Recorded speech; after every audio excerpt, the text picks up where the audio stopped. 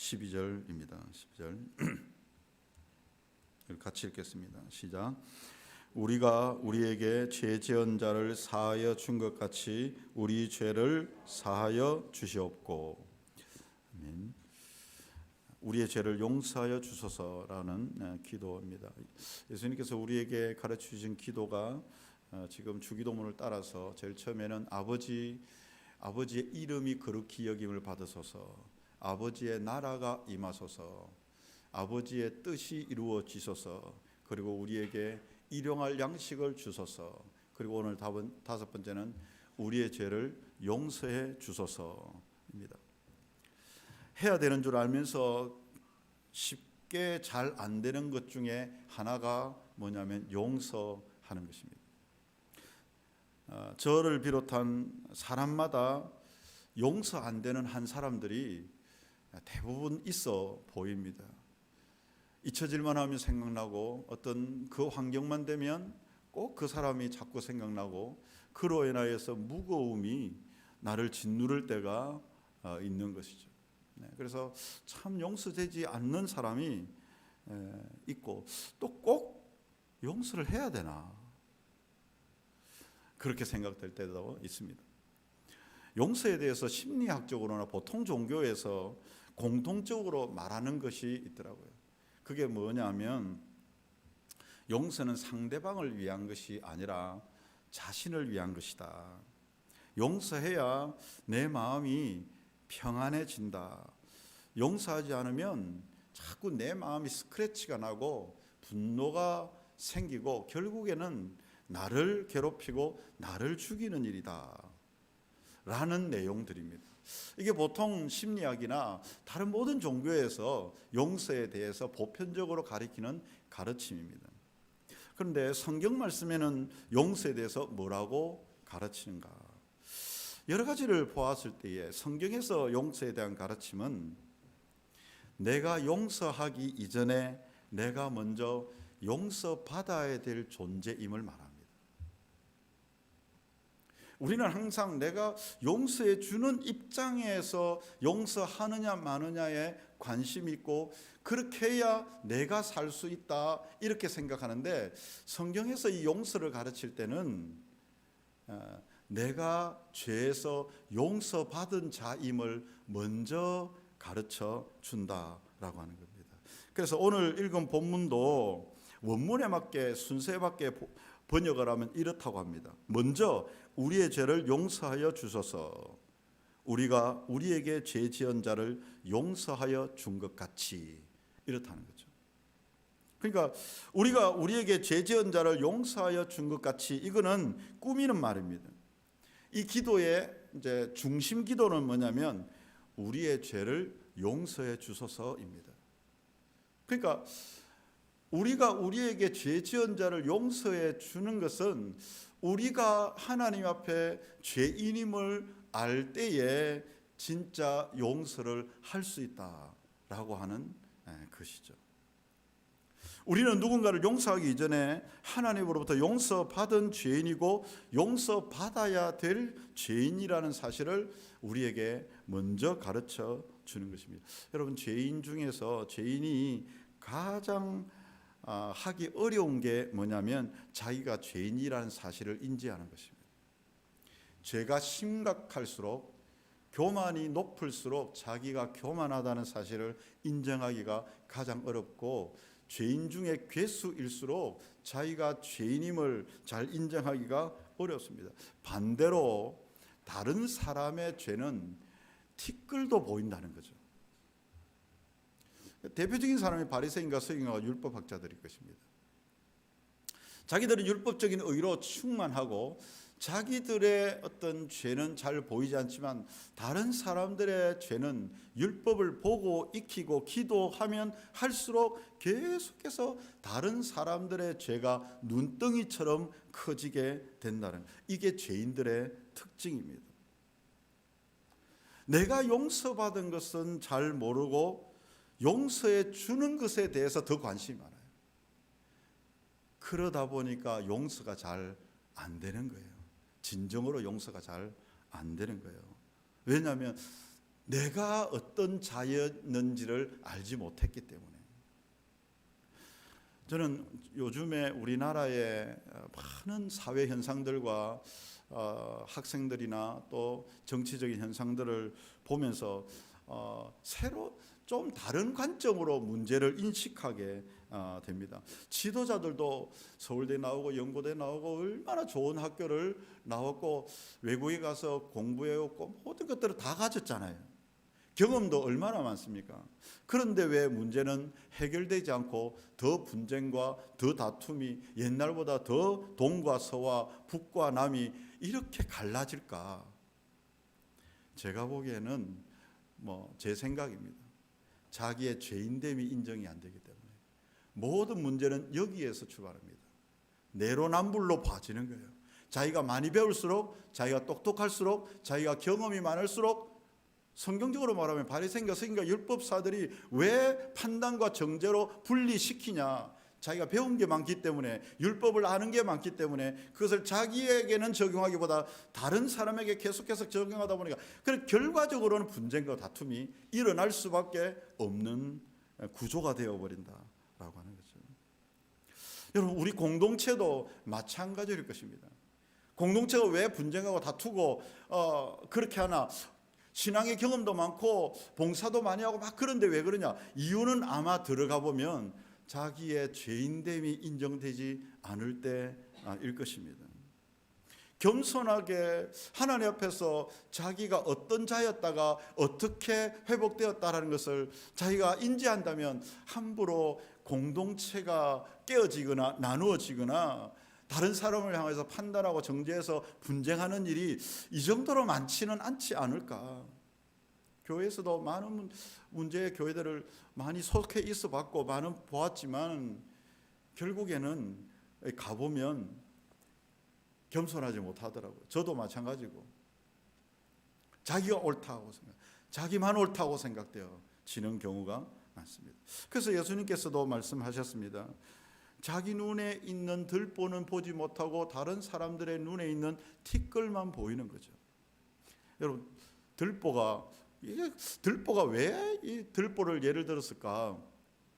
한번 생각해 봤는데 옛날에 이제 들보 천장에 이렇게 트러스 같은 나무로 되는 거 그게 들보잖아요. 대들보도 있고 옆에 들보들이 막 있습니다. 근데 제가 그 어느 집에 들어가 봐도 천장에 들보가 분명히 있는데도 들보가 있다고 잘 인지가 잘 안 되잖아요. 아무리 크게 있어도 들보는 잘 인지가 안 되는 거죠. 자기 눈에는 잘 안 보이는 거죠. 근데 다른 것들은 티끌까지도 다 잘 보이게 되는 거예요. 결국에는 자기가 보고 싶은 것들만 보게 되기 때문이 아닌가. 그래서 대부분의 사람들을 만나서 이야기하다 보면 자기가 받은 상처에 대해서 많이 이야기합니다. 그리고 용서하지 못하는 일들에 대해서, 어려움들에 대해서 이야기를 많이 합니다. 그런데 생각해 보면 자기도 상처를 누군가에게 주었을 텐데, 자기도 누군가로부터 용서를 받아야 될 텐데, 그럴 경우도 분명히 있을 텐데 그런 부분에 대해서는 전혀 잘 인지가 안 되는 거죠. 내가 받은 상처와 내가 용서해야 되는데 용서하지 못하는 그런 부분들에 포커스가 맞춰져 있는. 억울한 사람은 많은데 내가 남에게 해코지한 것에 대해서는 잘 인지가 되지 않은 거죠. 그런데 오늘 예수님께서 가르쳐 주신 기도는 우리가 우리의 죄를 용서해 달라고, 먼저 그렇게 기도할 때에 우리가 다른 사람의 죄를 용서할 수 있다, 이렇게 말씀하시는 거죠. 그래서 저는 이런 생각이 들었습니다. 그리스도인은 먼저 자기가 하나님 앞에서 무한한 죄인임이 인정되는 것이다. 예수님이 오신 것은 의인을 부르러 오신 것이 아니라 죄인을 불러서 회개시키러 왔다. 이 말씀에서 예수님은 그럼 의인이 있고 죄인이 있느냐, 이걸 말하는 게 아니에요. 자기가 죄인이라고 인정하는 죄인이 있고 자기가 의인이라고 착각하는 죄인만 있을 뿐이라는 거예요. 이 사람은 그러면 의인이 아니고 자기는 의인이라고 착각하고 있는 죄인입니다. 여러분, 이 사람이 가장 위험한 거죠. 근데 그 사람들은 예수님을 만날 기회가 없어요. 자기는 의인이라고 생각하기 때문에. 그 눈이 가리워진 사람들이 바리새인과 서기관과 율법사들이었잖아요. 자기가 죄인이라고 여겨졌던 사람은 가늠하다 현장에 잡힌 여인이나 세리나 남의 물건을 도적질한 사람이나 이런 사람들은 자기가 죄인됨이 인정된 사람은 여지없이 예수님을 만나게 되었어요. 그리고 그 사람은 자기의 가졌던 것들을 풀기 시작했어요. 용서하기 시작했어요. 용서하는데 전혀 어려움이 없었어요. 왜냐하면 자기가 어떤 죄인이었다가 예수님으로부터 용서받았기 때문에 남을 용서하는 게 그렇게 어렵지가 않았어요. 베드로는 자기가 얼마나 예수님을 부인한 줄 알았기 때문에 용서하는데 아마 어려움이 없었을 거예요. 그런데 자기가 의인으로 자기가 보여진 사람은 용서가 너무너무 어렵게 되는 거죠. 제가 아까도 기도 때 말씀드렸지만 그 바리새인이 저인 것 같았어요. 회개를 했다고 생각했는데 생각으로만 한 거죠. 마음으로만 한 거예요. 딱 보니까 회개에 합당한 열매가 없는 거죠. 주님이 불같이 화내시는 것 같았어요. 야, 네 말로 마음으로 생각으로 그렇게 했는데 도대체 이건 뭐냐? 네가 진짜 회개했다면 그게 합당한 열매가 있어야 되는 거야 라고 가르쳐 주는 것 같았어요. 그래서 다시 한 번 더 돌이키고 성령님께 도움을 구했습니다. 하나님, 나는 연약하기 때문에 모를 때가 많습니다. 하나님께서 나를 도와주시도록 먼저 마음에, 생각에, 입술에, 내 손과 발에 다시는 그 죄를 범하지 않도록 입에 재갈 물려 주시도록. 그래서 우리는 다른 사람을 용서하기 어렵다 이걸 말하기 이전에 내가 먼저 하나님 앞에 용서받아야 될 죄인임을 인지하라고 하는 게 예수님의 5번째 주기도문이라고 하는 것입니다. 우리가 주님께 죄 용서를 기도함으로 우리는 우리에게 죄 지은 자를 용서해 줄 수 있다라고 하는 것입니다. 여러분, 이게 어디에 나왔냐면 똑같은 패턴이에요. 마태복음 6장 14절과 15절, 그 마지막 부분 14절과 15절을 보면 너희가 사람의 잘못을 용서하면 너희 하늘 아버지께서도 너희 잘못을 용서하시려니와 너희가 사람의 잘못을 용서하지 아니하면 너희 아버지께서도 너희 잘못을 용서하지 아니하시리라. 그러니까 분명히 우리가 우리에게 사람에게 지은 죄를 용서하는 것과 하나님이 우리에게 죄를 용서하는 것은 연관이 있어요. 조건은 아닐 거예요. 오늘 본문에도 조건처럼 보이지만 그럼 네가 용서해 주면 나도 용서해 줄게. 하나님이 그렇지는 않아요. 하나님의 용서의 조건이 우리의 용서에 달려 있지는 않겠죠. 근데 이게 좀 그 최경남 목사님이 그런 표현했어요. 이것은 우리의 그릇이다. 하나님의 용서를 받는 그릇과 같다. 나의 용서의 크기가 그분의 용서를 받는 그릇이 된다는 것이라는 거죠. 조건과는 조금 다르죠. 하나님은 우리에게 그릇을 가르치기 위해서 우리에게 용서해야 된다. 이것을 말하는 거예요. 왜냐하면 여러분, 귀하고 가치 있는 것일수록 소중함을 알아야 됩니다. 저는 하나님이 우리에게 베풀어 주신 십자가의 죄 용서가 가장 귀하다고 믿습니다. 근데 만약에 이 가장 귀한 것을 돼지에게 진주를 주는 것처럼 주면 그 돼지는 진주를 밟아버릴 것입니다. 왜? 가치를 모르기 때문에. 하나님이 예수 그리스도를 통해서 우리에게 주신 이 용서의 십자가 용서의 가치를 그 알지 못하는 자에게 주면 그냥 짓밟아 버릴 것입니다. 아무것도 아닌 것처럼 만들어 버릴 것입니다. 그래서 예수님은 조건처럼 보이는 용서의 그릇을 우리에게 준비해야 된다라고 말씀하는 거죠. 이와 비슷한 것이 여러분 마태복음 18장에 보면 여러분 잘 아시는 비유입니다. 베드로가 예수님께 나와서 형제가 만약 내게 죄를 범하면 몇 번이나 용서해 줘야 됩니까? 7번 정도 용서해 주면 됩니까? 이렇게 말하니까 예수님께서 뭐라고 합니까? 7번씩 70번이라도 용서해 주라. 그렇게 하면서 비유를 말씀하시죠. 무슨 비유입니까? 1만 달란트 빚진 자를 1만 달란트 빚졌다가 탕감받은 사람이 집으로 돌아가는 길에 자기에게 100데나리온 빚진 자에게 탕감해 주기는커녕 잡아서 때려서 옥에 가둔 그것을 예를 들어서 이야기를 합니다. 여러분, 결국은 무슨 말이겠습니까? 1만 달란트 빚졌다가 탕감받은 그 용서의 가치가 얼마나 큰지를 모르는 사람은 자기에게 아무것도 100데나리 1만 달란트에 비하면 아무것도 아닌 그 돈에 빚진 자를 탕감해 주지 못한다는 거죠. 용서의 가치를 말하고 있는 거예요.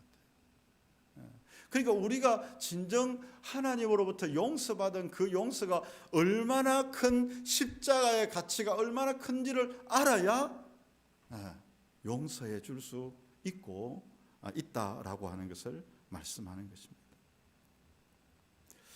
주님이 우리를 용서한 가치는 내가 형제를 용서하는 것으로 나타나게 되어 있다라고 하는 것입니다. 사랑하는 저와 여러분, 오늘 혹시 내 안에 항상 남아있는 그 사람이 있다면 예수님이 우리를 위해서 자기 몸을 버리신 그 용서를 한번 기억해 보시면, 그게 아니면 아마 그분을 용서하기가 어려울 것입니다. 바로 주기도문에서 예수님이 우리에게 가르쳐 주신 것은 우리의 죄를 용서해 주셔서, 그래야 우리가 우리에게 죄 지은 자를 용서해 줄 수가 있습니다 라고 하는 기도인 것입니다. 저 여러분들 기도할 때마다 이 기도를 한번 생각하시면서 우리가 얼마나 죄인되면서 그리스도의 피로 용서받은 그 가치가 얼마나 큰지 다시 한번 더 묵상해보고, 저와 여러분도 용서할 수 있는 사랑하는 주님의 자녀들이 되기를 주님으로 축복합니다.